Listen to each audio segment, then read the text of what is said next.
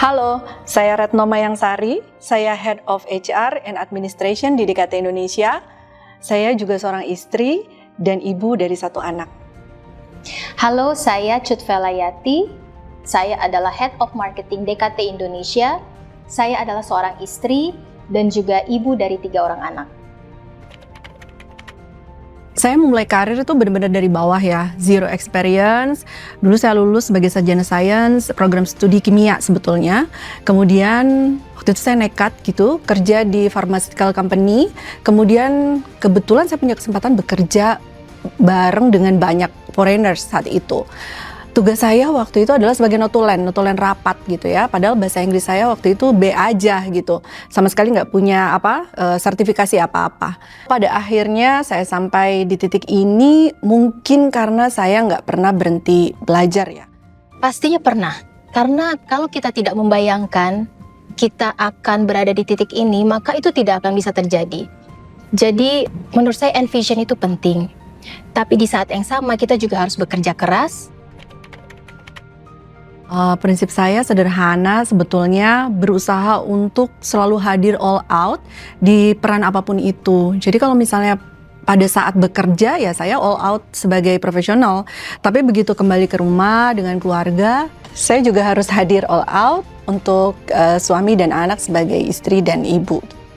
Seorang perempuan yang bekerja tidak akan bisa berhasil tanpa dukungan. Untuk itu saya sangat berterima kasih karena saya di rumah ada ibu saya yang membantu juga mendampingi anak-anak saya saat saya bekerja, dan juga suami saya yang memberikan blessing ya, atau kesediaan bahwa istrinya bekerja gitu ya.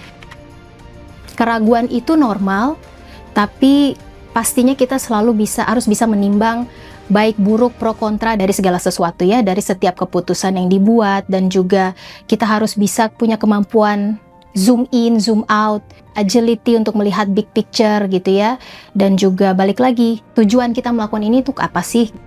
Sejak kecil itu saya dididik cukup keras gitu ya sama bapak, jadi dia menggunakan cara-cara militer gitu, sedikit otoriter bahkan gitu. Jadi saya sama sekali hampir nggak punya ruang untuk ragu gitu. Satu yang saya ingat, waktu itu bapak saya pernah bilang gitu ya, Nduk, awakmu kui ibarat prajurit nang medan perang.